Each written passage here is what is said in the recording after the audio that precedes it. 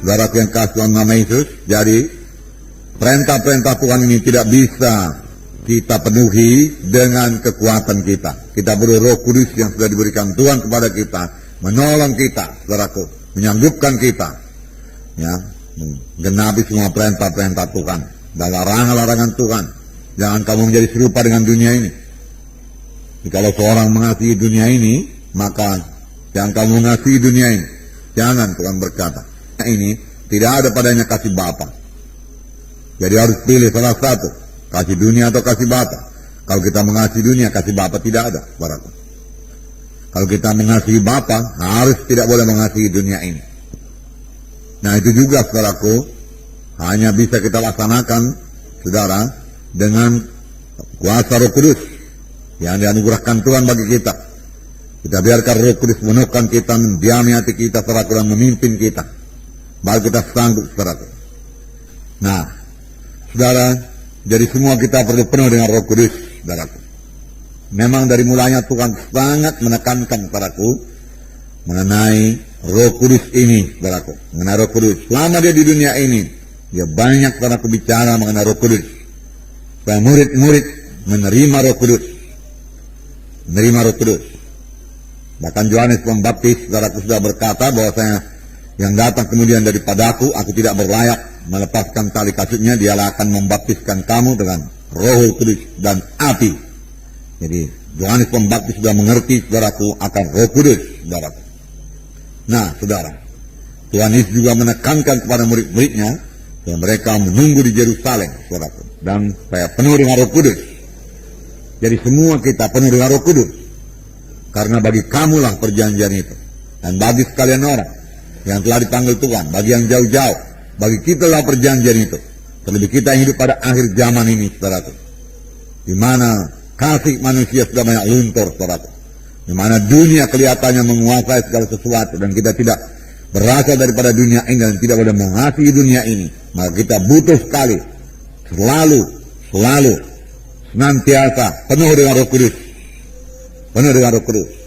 Saudaraku, Tuhan Yesus mulai pelayanannya, saudaraku, setelah dia dipenuhkan dengan Roh Kudus. Sebelum penuh dengan Roh Kudus, dia tidak melayani. Dalam Lukas 4, saudaraku, ayat 1 dan 2. Ya, diterangkan mengenai Yesus, ya. Yesus yang penuh dengan Roh Kudus kembali dari Sungai Yordan, lalu dibawa oleh Roh Kudus ke padang gurun. Nah, di situ dia tinggal 40 hari lamanya dan dicoba iblis. Selama di situ ia tidak makan apa-apa, dan sesudah waktu itu ia lapar. Nah, saudara, dan Tuhan Yesus, saudara, mengetahui dia puasa, ya, 40 hari 40 malam. Saya tidak tahu pasti apakah dia minum air atau tidak, saudara. Tetapi di sini hanya dikatakan bahwasanya ia lapar, dia tidak makan apa-apa. Tidak dikatakan dia tidak minum apa-apa, hanya dikatakan dia tidak makan apa-apa, dan sudah waktu itu ia lapar. Yesus sanggup melaksanakan semua puasanya dengan baik dan sanggup mengalahkan setan, saudaraku, karena ayat pertama mengatakan dia penuh dengan Roh Kudus. Dan dia dicobai setan, saudaraku. Dan apakah senjatanya, saudaraku? Senjatanya ada tertulis. Dan setan kalah, saudara. Nah, kemudian dikatakan dalam ayat 14. Dalam ayat 14, ya. Dan tersiarlah kabar tentang dia di seluruh daerah itu. Mula-mula dia penuh dengan Roh Kudus, saudara. Tetapi kemudian terjadi Roh Kudus, saudaraku. Roh Kudus sudah menguasai dia. Sehingga dia kembali, saudaraku, ke Galilea. Dikatakan dia kembali ke Galilea dalam kuasa Roh. Nah, saudara, demikian juga, saudaraku, dalam hidup kita. Ya, tidak cukup hanya penuh Roh Kudus, saudaraku, tanpa, saudaraku, membiarkan Roh Kudus mengatur hidup kita, memimpin hidup kita, melengkapi kita, saudaraku. Saudara, tidak sekedar penuh saja kemudian bahasa Roh. Tidak, saudara. Tetapi kita biarkan Roh Kudus memimpinkan kita. Kita biarkan Roh Kudus menguasai kita. Kita biarkan Roh Kudus memberikan karunia-karunia-Nya bekerja dalam pelayanan kita. Dan kita biarkan Roh Kudus mengurapi kita. Hanya mengadakan perbedaan. Waktu Tuhan Yesus mengajar, saudaraku, ada yang berkata, wah, lain sekali pengajarannya. lain daripada ahli-ahli Taurat yang lain. Mengapa dia bisa mengajar demikian? Kuncinya yaitu Roh Kudus. Roh Kudus. Dalam Lukas 4 ini juga, 18, dikatakan, Roh Tuhan ada padaku. Oleh sebab Ia telah mengurapi aku untuk menyampaikan kabar baik kepada orang-orang miskin. Dan Ia telah mengutus aku untuk memberitakan pembebasan kepada orang-orang tawanan dan penglihatan bagi orang-orang buta, untuk membebaskan orang-orang yang tertindas, dan untuk memberitakan tahun rahmat Tuhan telah datang. Ayat 20, kemudian Ia menutup kitab itu, memberikannya kembali kepada pejabat, lalu duduk. Dan mata semua orang dalam rumah ibadat itu tertuju kepadanya. Lalu Ia mulai mengajar mereka, katanya, pada hari ini genaplah nas ini sewaktu kamu mendengarnya. Yaitu kan Yesus mengatakan, Roh Tuhan ada padaku. Dan Ia mengurapi aku. Jadi Yesus mengakui bahwasanya Roh Kudus mengurapi dia. Mengurapi. Kalau Yesus perlu diurapi, kita lebih perlu diurapi. Amin, saudara. Diurapi untuk apa? Ini dikatakan menyampaikan kabar baik kepada orang-orang miskin. Kelihatannya, saudaraku, kita sudah mengerti mengenai ayat-ayat keselamatan. Kita tahu memberitakan Injil. Bagaimana Yesus mati di kayu salib, darahnya tercurah. Kemudian Dia berkata sudah genap. Dia mati, kemudian bangkit daripada kematian. Ya. Dan firman Tuhan berkata, kamu ditebus bukan dengan emas dan perak, tapi kamu ditebus dengan darah yang mahal, darah domba yang tidak bercacat celah, yaitu darah Kristus. Haleluya, itulah Injil. Saudara, tetapi memberitakan Injil tanpa urapan Roh Kudus, saudaraku, adalah mematikan. Hanya huruf saja mematikan. Kita butuh urapan Roh Kudus untuk menyampaikan kabar baik.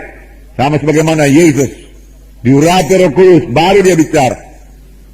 Urapan, jubah.